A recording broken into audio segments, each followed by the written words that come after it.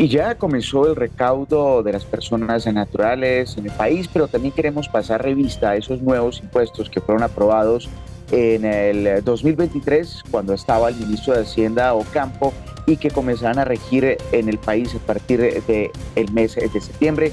A esta hora establecemos contacto con la doctora Luisa Fernanda Salcedo, quien es la presidenta del Instituto Nacional de Contadores Públicos. Bienvenida aquí a Resma Noticias. Muchas gracias, Michael, por la invitación. Bueno, doctora Luisa, ¿usted cómo ve este inicio de impuestos? Y quisiéramos saber cuáles son esos nuevos impuestos que comienzan a regir en el país. Esencialmente para las personas naturales, los nuevos impuestos establecidos con la reforma tributaria en la Ley 2277 de 2022 son tres, básicamente. Uno, el que tiene que ver con los impuestos saludables, que son todos los impuestos a las bebidas ultraprocesadas azucaradas, así como los impuestos a los productos comestibles ultraprocesados con alto contenido de azúcares, de sodio o de grasas saturadas. El segundo impuesto, nuevo impuesto, es el impuesto que tiene que ver con los productos plásticos de un solo uso. Y el tercero es el impuesto al patrimonio. Básicamente, Michael, esos son los tres nuevos tributos que trajo la reforma tributaria. Profundicemos sobre el impuesto a los impuestos saludables, como se le ha conocido a través de ese gran debate que se dio en el país. ¿Cómo va a funcionar? ¿Cómo se van a cobrar? ¿Esto también va a afectar el bolsillo de los colombianos? Sí, como quedó establecido en la reforma, este es un impuesto que rige a partir del 1 de noviembre de 2023 y está dirigido básicamente a los productores, importadores, incluidas personas naturales, cuando en el año gravable anterior o en el año en curso, provenientes de estas actividades que superen los 10.000 VTs. Los 10.000 VT, un VT hoy en día está alrededor de 42.400 pesos. Y pues este impuesto, como te decía, que empieza a regir a partir del 1 de noviembre, es una periodicidad anual y la primera declaración debe hacerse entre el 10 y el 23 de enero del 2024. Pero este impuesto se le cobra a las empresas que producen estos alimentos ultraprocesados, o también eso va a repercutir en el bolsillo de los colombianos cuando vayan a hacer mercado.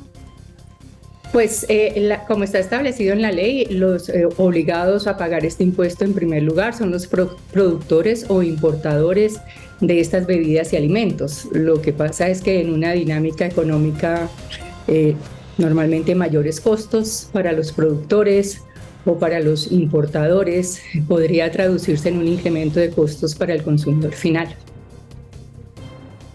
Quisiera preguntarle, doctora Luisa, ¿cómo es que funciona ese impuesto? ¿Cuánto es que se les va a cobrar a los productores o importadores? ¿En qué porcentaje, qué dinero estamos hablando? Pues está, como te decía, esos impuestos se van a calcular sobre la base de los ingresos que superen las 10.000 VTs por el año corriente, y ya a partir de ahí, pues en el cálculo de la declaración de renta. En cuanto a los productos de plásticos que también comienzan a regir, ¿desde cuándo? ¿Cómo va a ser? ¿Son todos aquellos que producen plástico en el país? Este impuesto aplica para el productor o importador de productos plásticos de un solo uso. Sin embargo, aquí vale la pena aclarar que se han presentado una gran discusión porque existen diferencias en los planteamientos que tiene la ley frente a conceptos de la DIAN. Entonces, en este momento estamos viendo una cantidad de demandas tanto ante la Corte Constitucional de los aspectos contenidos en la ley como ante el Consejo de Estado sobre los conceptos de la DIAN. Entonces, pues veremos al final cómo se dirimen estas diferencias y quién tendrá que pagar estos impuestos. Hay que decir que eso todavía, aunque está aprobado en el papel, todavía hay como unos recursos de demanda. Sí, porque lo que pasa es que hay que aclarar las inconsistencias que existen en este momento entre las disposiciones que estableció la ley y conceptos previos que ya tenía la DIAN. Ahora preguntemos sobre el tercer impuesto que usted me ha hablado, doctora Luisa, ¿cómo funciona? Bueno, el impuesto al patrimonio, que también fue un impuesto que generó muchísimas discusiones durante durante el proceso de la revisión de la reforma. Recordemos, el impuesto al patrimonio era un impuesto extraordinario que existió hasta el año 2021, pero que la ley 2277 ya lo dejó como un impuesto permanente. Este es un impuesto que pretende aumentar el recaudo a partir de los sujetos que tienen mayor capacidad contributiva y que aplica para las personas naturales y las sucesiones ilíquidas contribuyentes del impuesto de renta. Aquí es importante tener en cuenta que en el caso de las personas naturales, incluye las personas naturales o que tengan residencia en el país o no, con respecto a los activos que tengan en Colombia. Entonces, este es un impuesto que empezó a regir a partir del 1 de enero del 2023, o sea, ya ocurrió en el país la primera declaración de este impuesto, ya se pagó la primera cuota, fue en mayo de este año, y la segunda cuota se vence entre el 7 y el 20 de septiembre. Ahí estamos hablando de quiénes son esas personas que deben de pagar ese impuesto de patrimonio, es decir, que tienen salarios o que tienen ingresos superiores a qué o un patrimonio superior a qué. La ley estableció varios rangos de patrimonio y dependiendo de en qué rango se encuentre el patrimonio de la persona obligada a declarar, se le aplica también una tarifa, un porcentaje diferenciado. Entonces hay 4 rangos. A partir de 3.000 VTs va incrementando y asimismo va incrementando la tarifa de impuesto que deben pagar. Doctora Luisa, ¿cada VT de cuánto estamos hablando? ¿Nos recuerda, por favor? La VT del año 2023 es de 42.412 pesos. Es decir, que eso se multiplica por la cifra que nos dice, por ejemplo, los 3.000 VTs o 10.000 VTs. Exactamente. Perfecto. Con estos impuestos, ¿qué se busca con ese recaudo de la nación? Es decir, ¿acompañar a qué? Pues obviamente sabemos que la estrategia del gobierno es incrementar el recaudo. En el caso del impuesto al patrimonio, pues es incrementar el recaudo a partir de los sujetos que tienen mayor capacidad contributiva, porque es un impuesto que se causa sobre el patrimonio.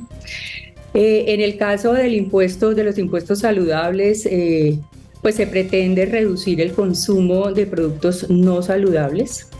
Y también hay una expectativa de que en el largo plazo se pudieran reducir los costos de atención médica asociados con las enfermedades causadas por estos productos que son considerados ultraprocesados, con altos azúcares, con alto contenido de sodio o grasas saturadas. Y en el caso de los impuestos a los productos plásticos de un solo año, pues desincentivar el uso o la producción de los plásticos de un solo uso para mitigar la contaminación. ¿Qué se debe tener en cuenta frente a este calendario tributario que, como usted bien nos aclara, ya ha comenzado desde meses atrás, pero que comienza a moverse ahorita en septiembre, bueno, agosto, septiembre, pero qué hay que tener en cuenta frente a este recaudo? Pues para estos 3 impuestos creo que lo primero es tener en cuenta cuál es la fecha a partir de la cual los contribuyentes tienen la obligación de preparar su declaración, ¿sí? Como te decía, en el impuesto al patrimonio, esa obligación, que fue la primera, ya se dio en el 1 de enero del 2023 y se va a continuar dando el 1 de enero de cada año.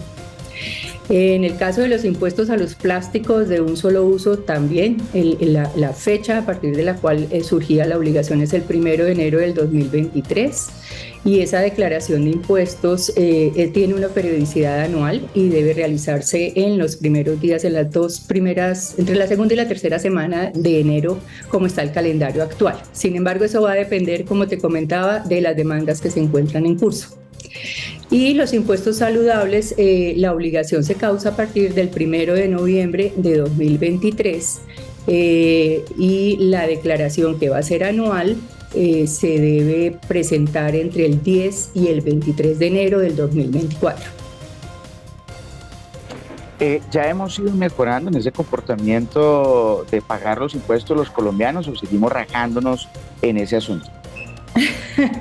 Bueno, yo creo que esa es una pregunta más orientada a nuestras instituciones, a nuestros organismos tributarios, pero lo que yo te diría es, vale la pena recordar que esta es una obligación, pues son obligaciones que tienen los contribuyentes, ciudadanos y entidades en Colombia. y pues quiero aprovechar para decir que los contadores a cuyo gremio yo represento, que permanentemente están estudiando las normas tributarias por esta dinámica que tenemos en el país de reforma constante, tienen una gran capacidad dado su entendimiento integral de los negocios para apoyar en la preparación y en el aseguramiento de las declaraciones. No tengo duda que todas las medidas antievasión que ha venido implementando, que se han venido implementando desde la DIAN, pues van teniendo un efecto positivo en el recaudo. Ojalá todos estos nuevos impuestos estén sujetos también de mayores medidas para evitar la evasión, pero también muchas medidas de control para asegurar que el uso de estos recaudos, los recursos adicionales provenientes de la reforma tributaria, tienen el uso correcto y el uso para el cual estuvieron pensados. Pues ahí está la doctora Luisa Fernanda Salcedo, presidenta del Instituto Nacional de Contadores Públicos, quien representa a todo el gremio de aquellos a quienes acudimos para que nos ayuden a estar al día con la DIAN. Muchas gracias, doctora Luisa, por estar aquí en Resma Noticias. Gracias, Michael, por la invitación. Hasta luego.